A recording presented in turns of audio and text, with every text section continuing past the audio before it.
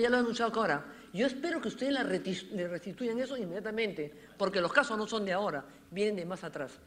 Gracias. Señora congresista, concuerdo Gracias. totalmente con usted. Sí, yo tengo entendido que no se le ha quitado, pero en todo caso, si se le ha recortado, nos aseguramos que se le restituya, porque son casos importantes para el Perú que vio en su momento en el caso de lavado de activos. No se preocupe por eso. Dos, para mí sí, 5 millones de soles para una procuraduría son montos importantes. Por ejemplo, lo que se le dio a la Fiscalía de la Nación inicialmente eran 10 millones de soles. Entonces, son montos importantes, es más que un simple alquiler, realmente con eso se pueden contratar. Es más, creo que con la Procuraduría Anticorrupción, perdón, la focalizada en este caso, estamos hablando de más de 30 personas que ya estaban trabajando. Pero para precisar, quizás le puedo dar la palabra a la ministra de Justicia, señora presidenta.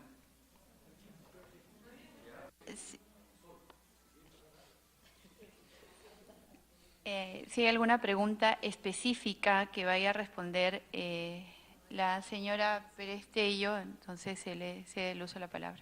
Gracias, presidenta. Solo para dar los montos, presidenta, a solicitud de la congresista Alcorta. ¿Cuál fue el dinero que se asignó a las procuradurías en relación al total, presidenta? Perdón, para aclarar la pregunta.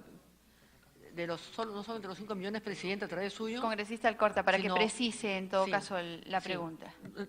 No, yo no he preguntado sobre los 5 millones y cuando le dieron casi un mango a la procuradora de 5 millones para la cantidad de gente que tiene que hacer, toda la logística que tiene que desempeñar, no sé si eso va a alcanzar en el tiempo, porque no estamos hablando que lo va a hacer en un día. Y lo segundo es que nos explica acá la ministra lo que no se pudo explicar en su momento, cómo fue la salida de las procuradoras, porque si me sacó o no me sacó, eso queda un culebrón que nadie sabe hasta ahora cómo ha sucedido. Y sería bueno que lo aclararan también el día de hoy, porque creo que pueden no tener la confianza y están todo su derecho de la confianza. Pero una persona que ha destacado como su labor de la lucha contra la corrupción merecía un poco más de respeto y un poco más de dignidad a la salida. O sea, el manejo interno y de afuera ha sido realmente malo. Ella no merecía, la señora Príncipe de Trujillo no merecía una forma así, por eso quisiera que lo esclarezca cuáles fueron los motivos y cómo fueron las cosas.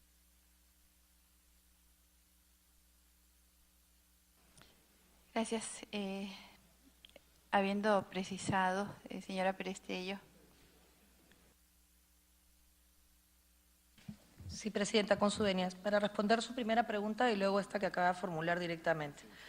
El Consejo de Defensa Jurídica del Estado tenía 1.857.000 soles asignados en el 2006 y la Procuraduría Pública Especializada para Delitos de Corrupción 15 millones. Ante el nombramiento de la señora de la Procuraduría ad hoc, se dieron primero un desembolso de 462.500, inmediatamente a su nombramiento para que pueda contratar directamente, contrataron a 13 personas y luego se habilitaron 5.224.425 soles. Eso es el 30% del presupuesto total de las Procuradurías Anticorrupción a nivel nacional. Adicionalmente se le asignó no solamente vehículos, sino también un inmueble, el tercer piso de un inmueble para que pudiera desempeñar sus labores, PRONAVI. Entonces, la verdad es que ella fue nombrada en febrero y hasta junio hubo se le trasladó cerca de 6 millones de soles para su funcionamiento, lo que en la administración pública es bastante rápido y eficiente.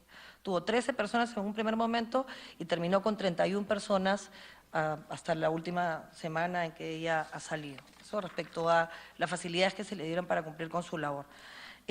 Después, el decreto de urgencia 003 hasta hoy nos ha permitido retener en el fideicomiso 4.300.000 soles y 2 millones de dólares que no existirían, que no tendríamos en este momento si no hubiera sido por el decreto de urgencia. Y sobre la última pregunta, congresista, la cronología que ha dado la doctora Julia Príncipe y que ustedes han recibido es exacta.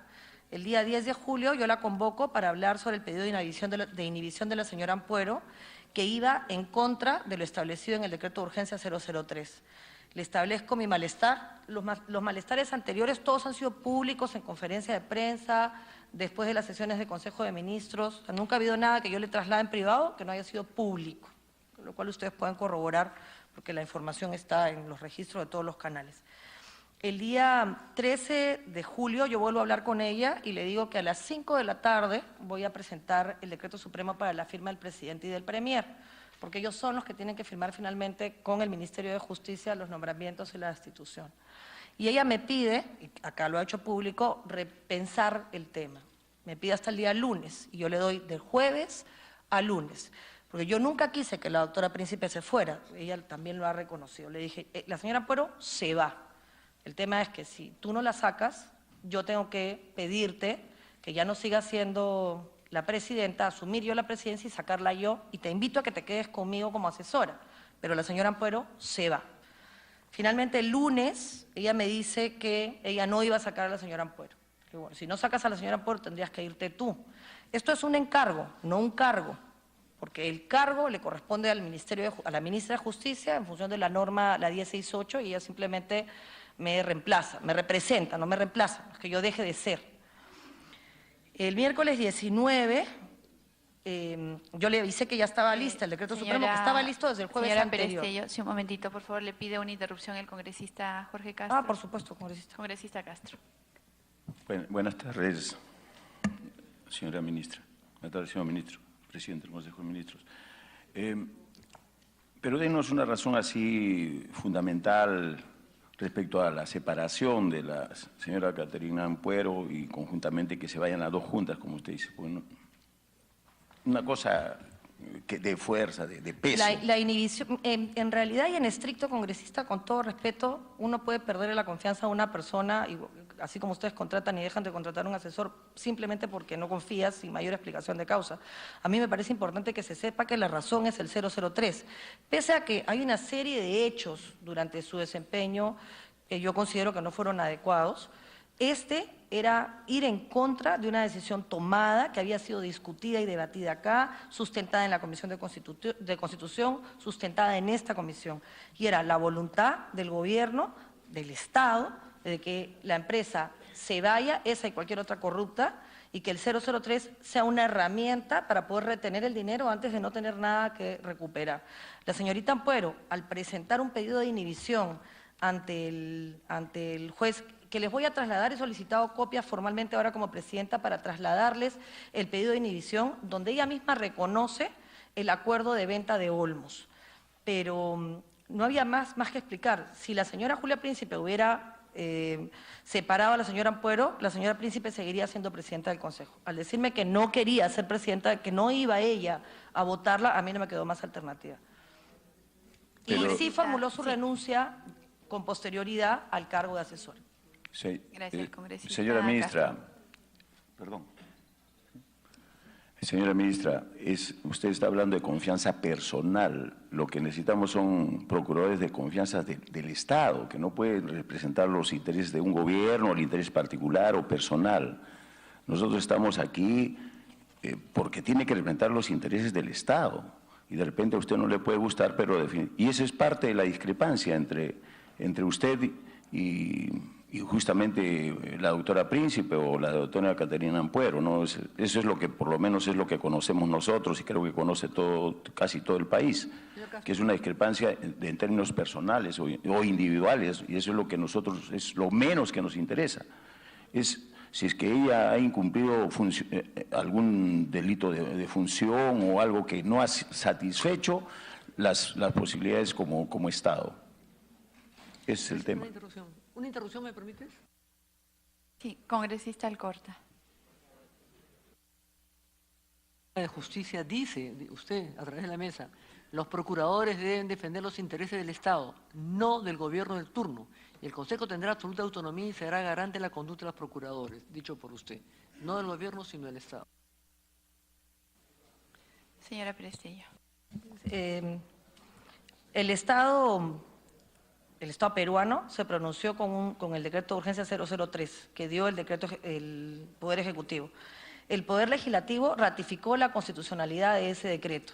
Es ese decreto el que incumplió la señora Ampuero.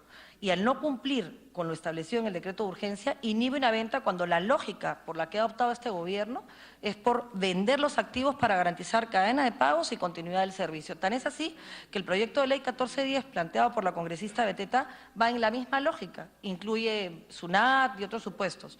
Pero esa es la razón, Presidenta, por su intermedio al congresista Castro. Si ella no aplicó, solicitó una inhibición, en este caso fue por Olmos, pero por cualquier otra venta iba en contra de los intereses del Estado habiendo nosotros decidido a partir del 003 que se venda. El congresista Becerril, si me permite, congresista Bartra, ha tomado conocimiento que nosotros estuvimos en el gobierno regional de Lambayeque explicándoles a los consejeros regionales por qué era importante que se autorizara la venta a nivel de consejo. Después de que ellos habían dicho no, a partir de esta presentación dijeron que sí. En esa sesión, que fue pública, y en una sesión, en una conferencia en Proinversión, me preguntó más de una vez los presentes, ¿qué pasa si la procuradora Ampuero no fija la reparación civil? ¿Qué pasa si se niega a aplicarlo? Y yo dije lo que finalmente hizo. Lo que finalmente hice, si la señora no hace su trabajo, la tendremos que cambiar. Y es lo que hemos hecho, congresista presidenta. Sí, a ver, ¿es una precisión, congresista Castro? Porque vamos a darle el uso de la palabra inmediatamente después del congresista Becerril. ¿Sí? Congresista Héctor Becerril, la congresista Beteta solicitaba una interrupción. Sí, adelante, colega Karina Beteta. Gracias, presidenta. Sí, por su intermedio, saludar a la ministra y la pregunta es, nos gustaría que la ministra nos pueda explicar, ¿se vendió?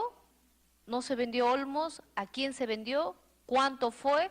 Porque según lo dicho también por la señora Julia Príncipe y una declaración del mismo representante de Odebrecht, dicen de haberlo vendido Olmos en el mes de noviembre del año 2016. Entonces nos gustaría que nos diga qué de cierto tiene esta declaración y por cuánto, quiénes son los que han adquirido Olmos y luego ya continuaremos con las demás consultas. Gracias, presidente. Yo voy a contestar eso. Perdón, después. Sí. Congresista Héctor Becerril, Gracias, tiene el uso de la presidenta. palabra. Saludo al Premier y a la señora Ministra de Justicia.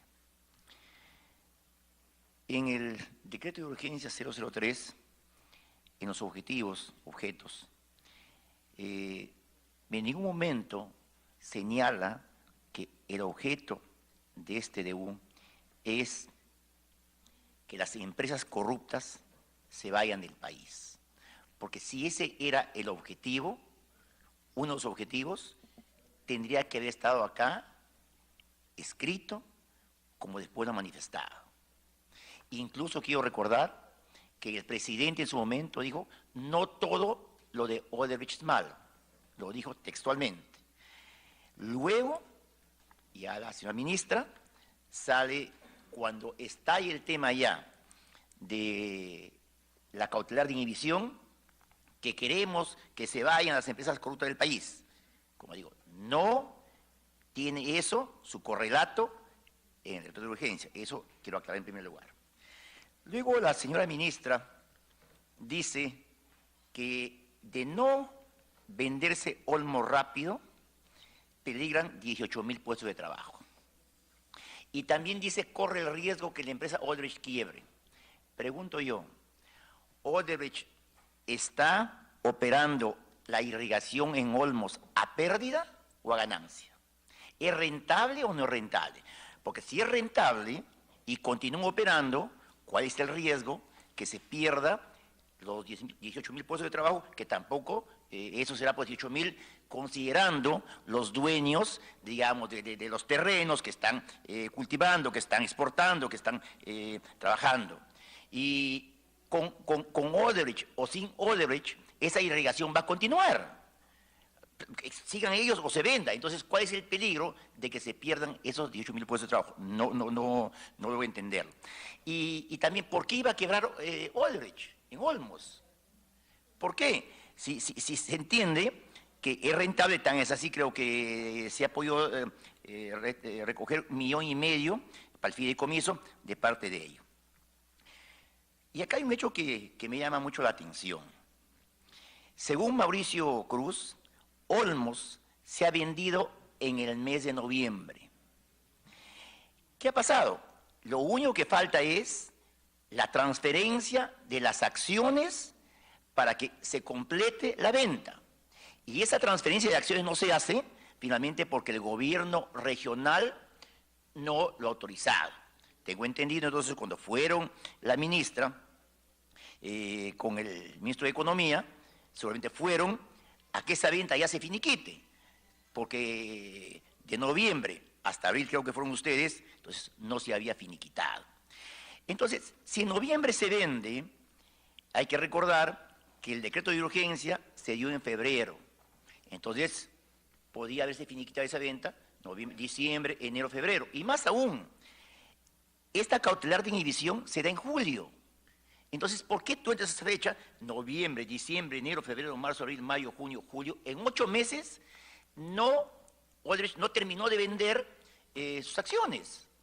O sea, si había ese apuro, ¿y por qué más bien cuando sale esa cautelar, no se vendió, no se culminó por esa cautelar? Si tenían 8 meses para hacer esas transferencias. Entonces, eso tampoco no me queda claro en realidad y quisiera que nos expliquen. El decreto de urgencia no señala en ningún artículo que la Procuraduría u otro ente deba precisar el porcentaje que se deba retener del valor de la compra-venta de activos de Odebrecht para asegurar el pago de la reparación civil. ¿Quién debería señalar qué porcentaje del valor de la compra-venta que irá al fideicomiso para garantizar el pago de la reparación civil? Además, en esa línea de pensamiento, a ver, si es que ya hubo un acercamiento, una venta, la transferencia, que nos digan por cuánto fue el arreglo de la compra-venta, o sea, por cuál fue el monto, y de ese monto, cuánto calcularon que iba a ir el fideicomiso y quién lo calculó. Para preguntar también si usted tenía conocimiento que la Procuraduría ad hoc hizo llegar al Ministerio de Justicia, a través del Consejo de Defensa Jurídica del Estado, varias observaciones técnicas respecto del decreto de urgencia 003. Entre ellas recomendó que su vigencia se prolongase hasta el pago del íntegro de la reparación civil a favor del Estado y del MINJUS. El MINJUS contestó a la Procuraduría indicando que, de ser necesario, presentará un proyecto de ley en el Congreso. Proyecto de ley que no ha sido presentado ni por el Ejecutivo ni por ningún congresista oficialista, ha sido presentado por la colega Karina Beteta. De acuerdo a lo declarado en medios por la ministra Marisol Pérez Tello, la medida cautelar interpuesta a Odebrecht sobre Olmos ha causado un perjuicio económico al Estado, porque supuestamente se contrapone al decreto de urgencia 003. En ese sentido, quiero que nos digan a cuánto asciende el perjuicio económico y en base a qué elementos se han hecho ese cálculo. Y termino, dentro de varias preguntas, con esta. Según declaraciones de la ex procuradora Catherine Ampuero, con la medida cautelar respaldada por el juez Richard Concepción Carhuancho, los acreedores, es decir, los bancos, han interpuesto un reclamo ante la Sala Penal de Apelaciones para anular esta acción. ¿Qué tiene que decir al respecto? Los bancos también están a favor del decreto de urgencia 003-2017. ¿Qué hubiera pasado si otro acreedor solicitaba la medida cautelar con anterioridad al pedido de la ex procuradora? ¿Acaso no prevalecía la del otro acreedor ajeno a la defensa de los intereses jurídicos del Estado en razón al principio de prelación registral? Gracias, Presidenta. Gracias. Gracias, congresista Becerril. Señor Zavala. La ministra creo se ha centrado en el tema de la Procuraduría, así que proceda. Con su venia, Presidenta, para responder las consultas del congresista Becerril directamente. Toda la información que nosotros hemos dado respecto de la posibilidad de riesgo o daño inminente es a propósito de una carta de Proolmos que voy a solicitar se le saque una copia y se le entregue a los congresistas, que son los directamente beneficiados con la irrigación. Y ellos nos exigen, nos dice lo siguiente: resulta que yo no los conozco, solicitaban una cita en Ninjus. Resulta casi imprudente que la procuradora ad hoc no tome en cuenta que la permanencia de Odebrecht pone en riesgo la continuidad de nuestras inversiones en la irrigación Olmos, ya que necesitamos tener las reglas claras sobre quién va a operar la infraestructura de riego y en qué condiciones. Esta carta la recibimos el 17 de julio, solicito copia para que sea entregada al congresista. Ahora que he asumido la presidencia del Consejo de Defensa Jurídica del Estado, he tomado conocimiento de otros hechos que quiero compartir con ustedes. Por ejemplo, Participación en proceso de arbitraje. Es una solicitud de participación en un foro en el que no tiene competencia como es el arbitral. El 3 de mayo del 2017, la ex procuradora Ampuera solicita ser parte del proceso de arbitraje seguido ante la Cámara de Comercio de Lima, relacionado con el caso 90-2015 Néstor Gambetta Callao. La doctora Príncipe, en ese momento presidenta, le indica que al ser el proceso arbitral una excepción a la jurisdicción respecto a asuntos patrimoniales, no corresponde que la Procuraduría forme parte de los mismos, cosa que la procuradora debió saber. Cabe indicar que ello también fue materia de una consulta por parte del Procurador Público al Gobierno Regional del Callao. Al respecto, la doctora Príncipe, con fecha 15 de mayo, remite otro oficio a la Procuradora Daca Ampuero y le indica que se sirva a considerar el contenido del documento que se remite en aras de evitar situaciones que puedan suponer la existencia de conflictos de competencia entre procuradurías públicas. Más aún cuando queda claramente establecido que la competencia de la Procuraduría DOC está referida al ámbito de los delitos de corrupción de funcionarios, lavado de activos y conexos, excluyendo la posibilidad de actuar en procedimientos arbitrales. Segundo hecho, señora Presidenta, levantamiento del secreto bancario, solicitud de información reservada que por leyes de todos conocidos solo para ciertas autoridades. Un momentito, por favor, el congresista Becerril solicita una intervención. intervención. Claro. Congresista Héctor Becerril.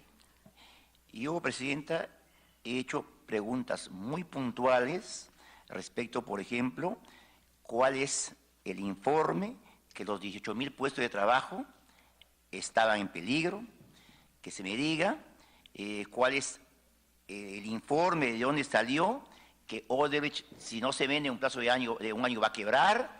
Las preguntas son claras y me gustaría, Presidenta, por favor, que me las conteste. Gracias. Gracias, congresista Becerril.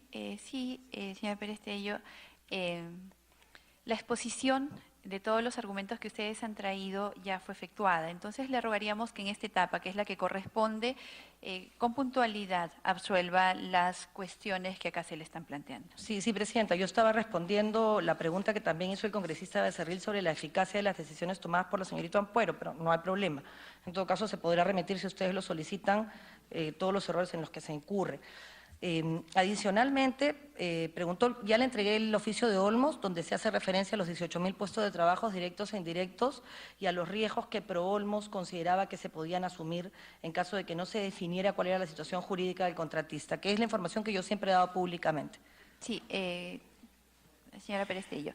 O sea, la ministra nos está diciendo que por una carta que viene de ProOlmos, entonces, que le dice que estaba en riesgo 18.000 puestos de trabajo y que la empresa quebraría si no se vende en un año, se tomó esa decisión de decir que la medida cautelar de inhibición era lesiva para el país.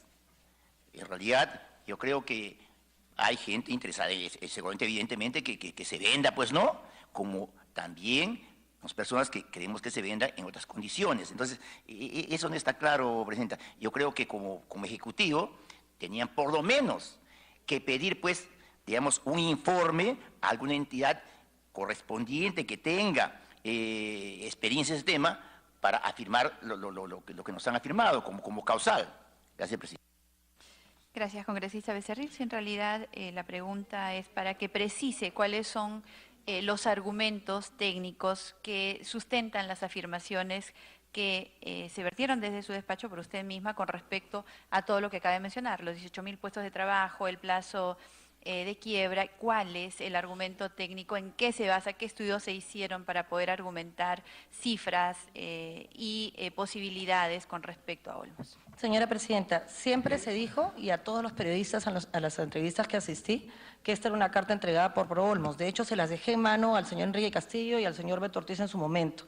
La medida de inhibición respecto de Olmos fue el detonante, pero si esa medida se hubiera si me dado... permite un momentito, entonces nos está diciendo, y esto para que quede en la redacción del acta y en la grabación, todos sus argumentos que han sustentado los puestos de trabajo y las consecuencias económicas que se iba a tener, ¿se sustentan en la carta de ProOlmos? No, señorita Presidenta. La salida de la señora Ampuero se debe a un pedido de inhibición de venta. No, le estamos preguntando por las consecuencias que usted expuso, las cifras que usted ha expuesto. ¿Solamente se basan en la carta de ProOlmos o se hizo algún otro estudio? ¿En qué sustenta usted técnicamente la pérdida de los puestos de trabajo y el riesgo de quiebra y la urgencia, por lo tanto, Son de tomar medidas? dos cosas diferentes, señorita Bartra. Las consecuencias, nosotros lo dijimos siempre, son las denunciadas por las personas que se verían afectadas, que son los usuarios de Olmos. El tema de la posibilidad de quiebra de Odebrecht, nosotros ya lo hemos explicado. Odebrecht en este momento tiene las cuentas bloqueadas por SUNAT. De hecho, esa es una de las razones por las cuales se presenta el proyecto de ley para que SUNAT entre también dentro del fideicomiso. No tiene posibilidad de acceder a créditos, no tiene posibilidad de continuar trabajando en el Perú, porque en la ley de contrataciones del Estado dice claramente que no la vamos a volver a contratar. Pues no hay mucho más que explicar que la evidencia de que es una empresa que en este momento solo tiene que pagar deudas. Sí, congresista Héctor Becerril. El tema que Odebrecht tenga las cuentas bloqueadas, bajo ningún punto de vista pone en riesgo la operación de irrigación que está haciéndose en Olmos.